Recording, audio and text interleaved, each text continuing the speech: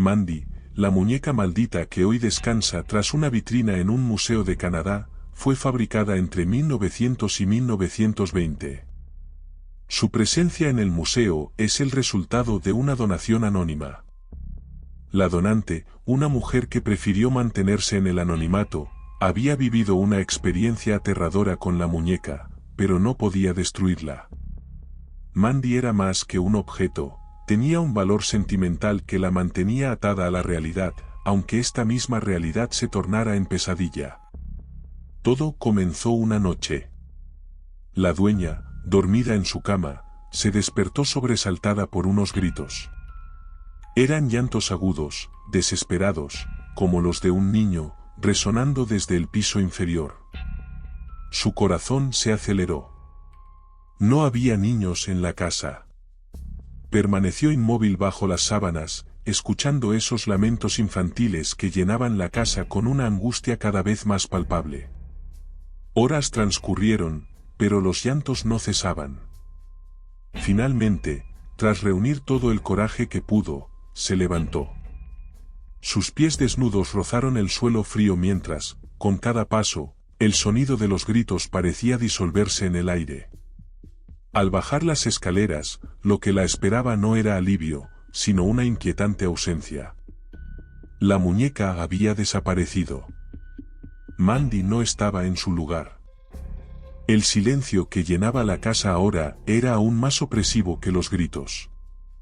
Sin embargo, a la mañana siguiente, Mandy reapareció en el mismo lugar donde solía estar, como si nada hubiera ocurrido. Como si ella también quisiera que olvidaran lo sucedido. Pero la dueña no podía olvidar. No quería seguir viviendo con esa cosa en su casa. En un acto de desesperación, decidió donar a Mandy al museo, con la esperanza de que esa entidad maligna que parecía habitar la muñeca se fuera con ella. Aunque la donante nunca volvió a experimentar otra noche tan escalofriante, Mandy no dejó de causar estragos. Desde el primer día que llegó al Museo Quesnel, algo cambió en el ambiente. Una sensación de opresión envolvía a los empleados y visitantes, como si una sombra invisible los vigilara desde las esquinas. La angustia era casi tangible, como un frío que se colaba en los huesos. Objetos desaparecían sin explicación, almuerzos que eran cuidadosamente guardados en la cocina eran encontrados horas después en rincones imposibles. Documentos y papeles importantes se desvanecían como si la misma oscuridad del lugar los hubiera devorado. Pero lo más perturbador sucedía por la noche. Después de que el museo cerrara, cuando las luces se apagaban y las salas quedaban sumidas en el silencio, las otras muñecas que compartían espacio con Mandy eran encontradas en el suelo, tiradas como si una fuerza invisible las hubiera empujado. Mandy parecía estar celosa, expulsando a sus compañeras de la vitrina con una fuerza inexplicable. La muñeca ganó notoriedad en 1999, cuando fue mencionada en un programa de televisión sobre fenómenos paranormales. Tras esa aparición, más visitantes acudieron al museo, pero algo extraño sucedía. Aquellos que intentaban fotografiar a Mandy descubrían, horrorizados, que sus cámaras se apagaban o fallaban al enfocarla. Como si la muñeca se negara a ser capturada en imagen, como si quisiera mantener su misterio.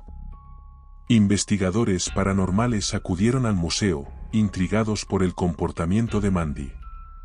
Tras días de observación, llegaron a una inquietante conclusión: la muñeca parecía estar habitada por el espíritu de una niña. Tal vez fuera esa alma atrapada la que se manifestaba con comportamientos violentos, tirando otras muñecas al suelo y generando caos en el museo. Quizás, simplemente, estaba desesperada por ser escuchada, por reclamar la atención que la muerte le había negado. Mandy sigue ahí, tras el cristal de la vitrina, aparentemente inmóvil, pero su presencia se siente en cada rincón del museo. Quienes la miran fijamente aseguran que, a veces, sienten como si la muñeca los observara de vuelta.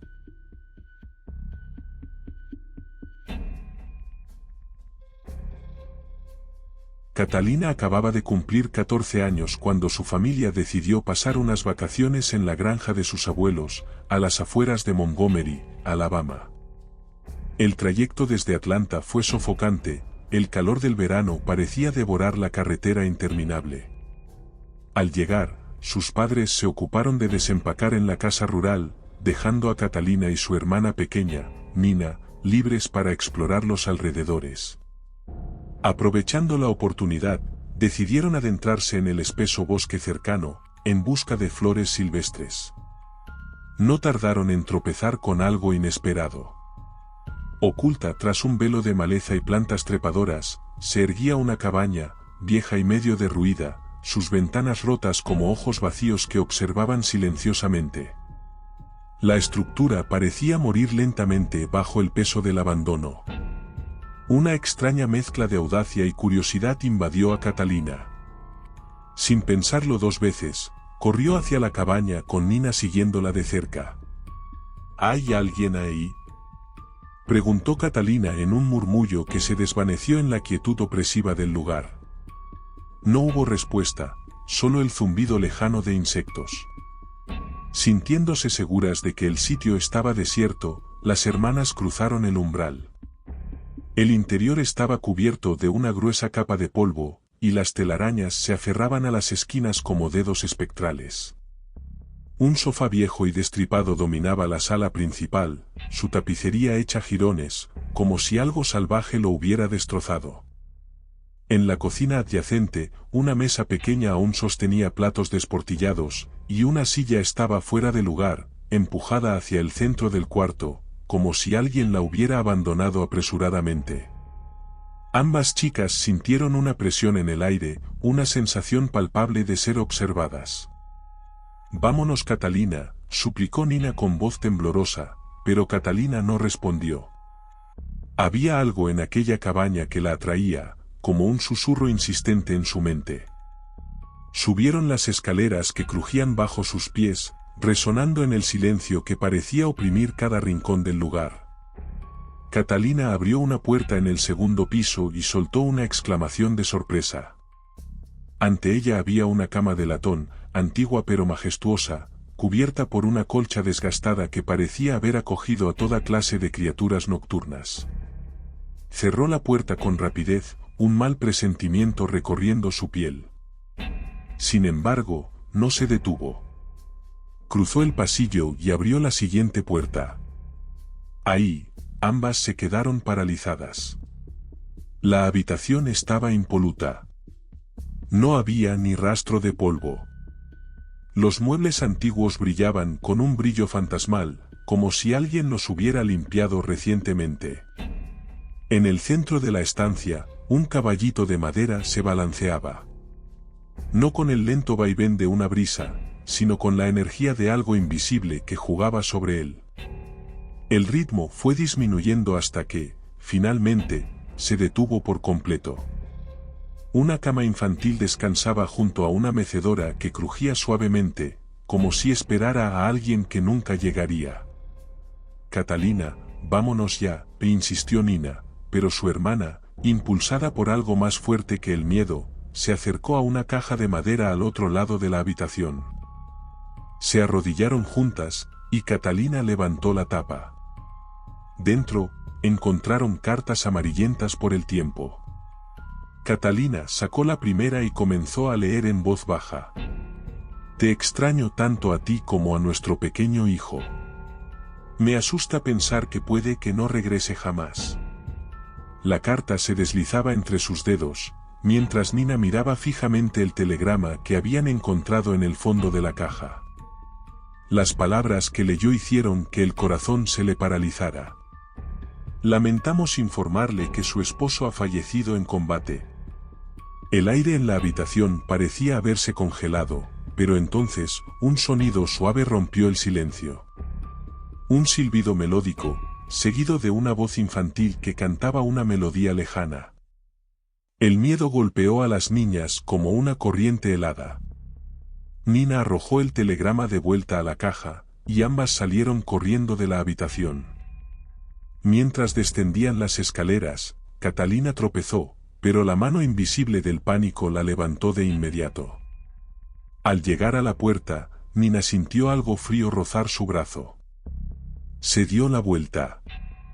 La mecedora en la habitación aún se movía, balanceándose con un ritmo pausado, y la voz, esa voz, se oía más fuerte, más clara. Sin pensarlo, las dos hermanas huyeron, corriendo por el bosque, sin sentir las ramas que se aferraban a su piel como garras. Solo cuando estuvieron cerca de casa, Catalina se atrevió a mirar hacia atrás. Nina hizo lo mismo, y ambas desearon no haberlo hecho. Porque allí, en la ventana del segundo piso, un niño rubio, pálido como la muerte, las observaba con ojos vacíos. No les quedaba aliento para gritar.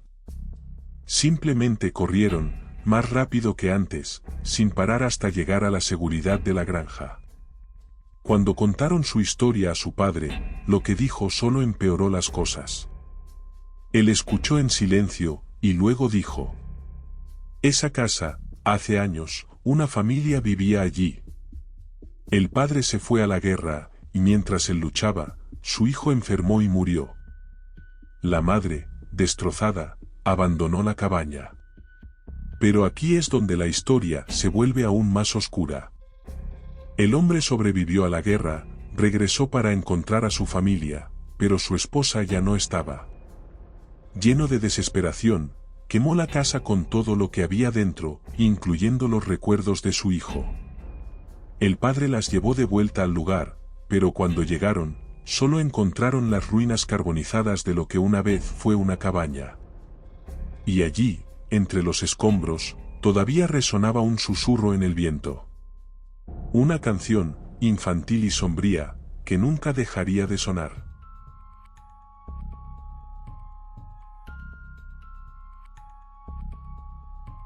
En 1970, Dominga, una joven estudiante de enfermería, recibió como regalo de cumpleaños una vieja muñeca de porcelana, una reliquia familiar que su madre le entregó con cariño.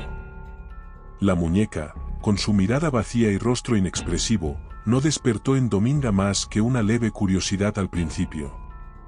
La llevó a su pequeño y modesto apartamento, donde compartía el espacio con su compañera de cuarto, Angélica. Colocó la muñeca sobre su cama, sin prestarle demasiada atención, hasta que, días después, algo extraño comenzó a ocurrir. Dominga y Angélica notaron que la muñeca se movía. Al principio, eran cambios sutiles, la dejaban en la cama y la encontraban sentada en el sofá. Luego, las cosas empeoraron. Algunas veces, la colocaban en el sillón, y al regresar, estaba acostada en la cama, con los brazos extendidos, como si estuviera esperando. Otras veces, Dominga la dejaba fuera de la habitación antes de salir, cerrando cuidadosamente la puerta, solo para volver y encontrar a la muñeca sentada sobre su almohada, mirando hacia la puerta cerrada. Algo no estaba bien. La muñeca no solo se movía, empezó a comunicarse. Primero fueron ruidos extraños por las noches, susurros apenas audibles que parecían venir de las paredes, pero que ambas sabían que eran imposibles. Luego, comenzaron a aparecer mensajes. Escrito en papeles personales, con una caligrafía infantil que ambas juraban no haber visto antes, una única frase se repetía: «Ayúdennos». La letra era pequeña, temblorosa, como la de un niño aterrorizado, y la única certeza era que ninguna de las dos había escrito esas palabras. Dominga y Angélica estaban aterradas, pero sabían que tenían que hacer algo. Así que decidieron contactar a una médium. En una oscura y opresiva sesión de espiritismo, lograron comunicarse con una entidad que habitaba en la muñeca. Su nombre era Ana, una niña que decía haber muerto trágicamente en un campo cercano, donde ahora se erigía el complejo de apartamentos. Ana, con una voz infantil pero teñida de dolor, les suplicó que la dejaran quedarse con ellas.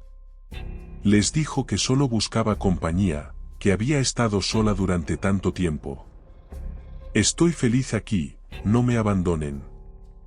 Dominga, conmovida por la supuesta historia de la niña, aceptó. Y ahí, sin saberlo, cometió el peor error de su vida. El amigo de Dominga, Felipe, era especialmente sensible a la presencia de la muñeca. Insistía en que debía deshacerse de ella, pero Dominga se negaba, cada vez más convencida de que Ana solo necesitaba cariño.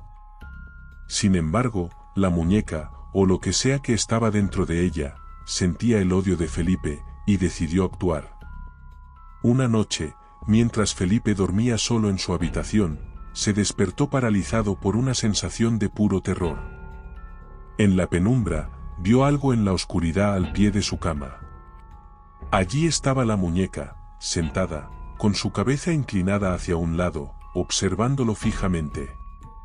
Antes de que pudiera gritar, la muñeca comenzó a moverse, arrastrándose lentamente hacia él.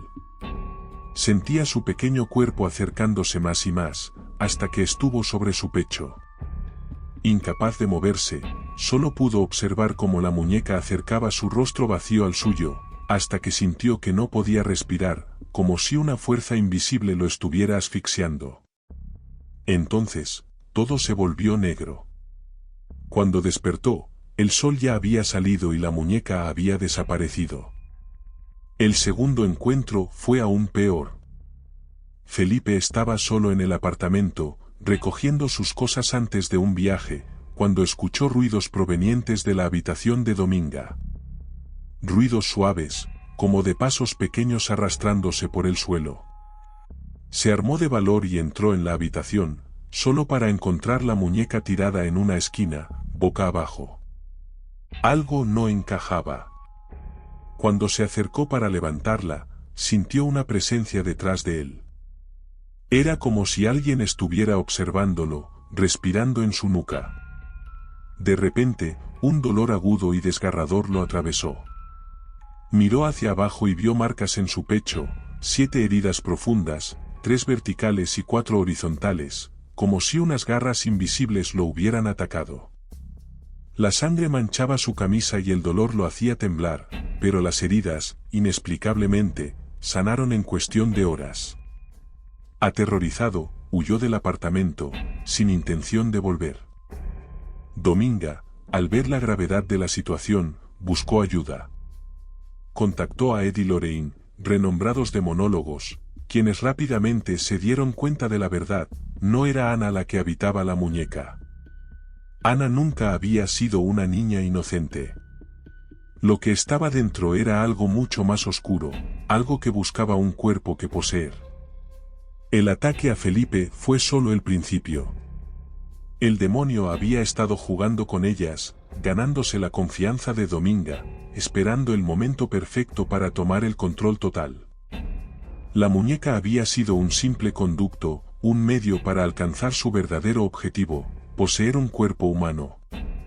Finalmente, tras una exhaustiva sesión de exorcismo, el demonio fue expulsado del apartamento. La muñeca fue sellada y llevada al Museo de lo Oculto de los Warren, donde permanece hasta el día de hoy, atrapada dentro de una caja de cristal con un letrero de advertencia que dice: no abrir bajo ninguna circunstancia. La creencia popular es que la entidad sigue acechando dentro, esperando el momento oportuno para liberarse y encontrar un nuevo huésped. Si alguna vez despiertas y encuentras a la muñeca sentada al borde de tu cama, mirándote fijamente, ¿qué harías?